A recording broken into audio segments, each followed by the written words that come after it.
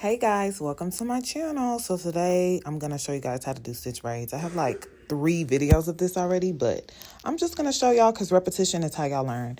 Now this method is with the comb, and as you can see, she uses the comb to part. She grabs it and she braids down twice. So comb to part, grab that stitch, braid in place twice. 1, 2.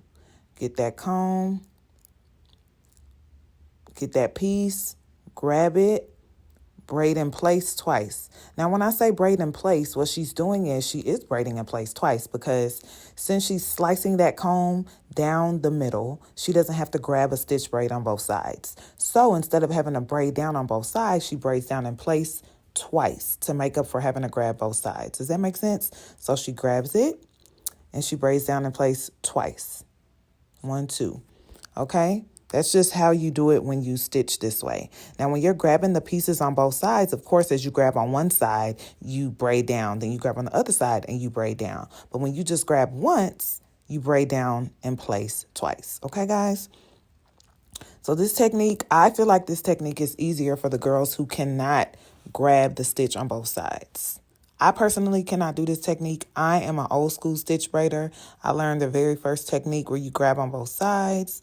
That works for me. I cannot do this, but if you need a different method, if that doesn't work for you, I've been told by several braiders that this is the best method.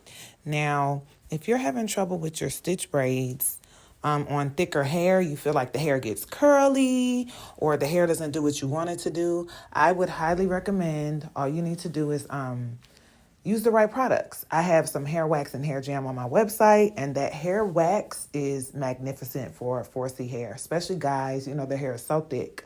You put that wax on, baby, it's going to look like they got a perm, okay? So make sure you blow your client's hair out properly before you start this style so that their hair doesn't curl up as quick, okay? So if you use my wax and my jam, it's going to mold that hair down so when you're stitching, the hair stays straight, okay? There's a lot of products on the market and you use them and the hair gets all curly and wet looking. My wax and my jam, baby, I'm telling you, y'all just have to try it. I just wish more people knew about it. It's such a good product. And that's all I use when I do my stitch braids, and that's why they come out so clean. And again, guys, you see she's going through his whole head, same exact method. All the way through, all the way to the bottom of his neck, literally all the way through. Like you literally don't stop till you get to the bottom. Now, when you get to the bottom of their neck, I always tell people do not braid too tight because it's going to cause tension bumps on the neck and it's just uncomfortable for all customers.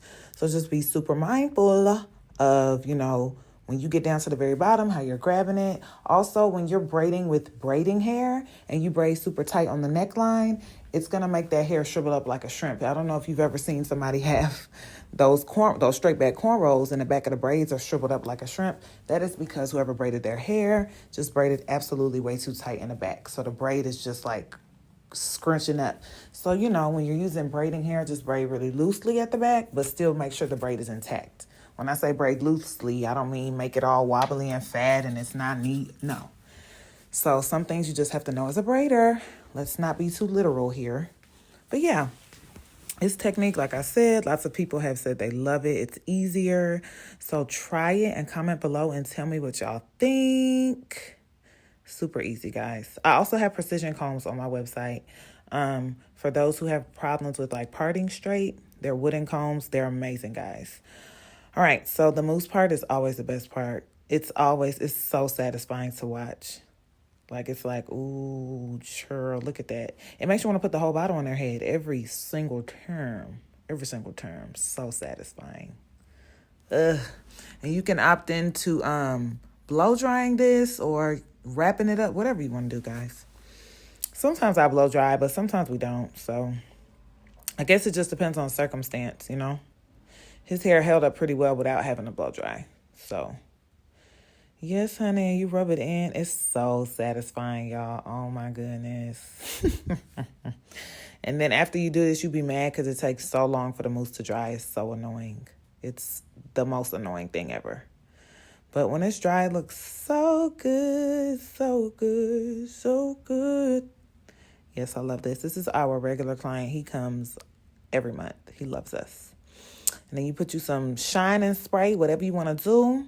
And that's literally it, guys. That's all there is to it. I'm not going to say it's not rocket science because it's definitely rocket science. It's definitely not easy. It took me years to perfect this technique. So what I would definitely tell you is it's going to take practice and dedication. And you have to learn and get better. Look at that. I just want to lick his scalp. Mwah, mwah, mwah, mwah, mwah. Very clean. We love it. Guys, I forgot to get the finish in a regular video. I'm so mad.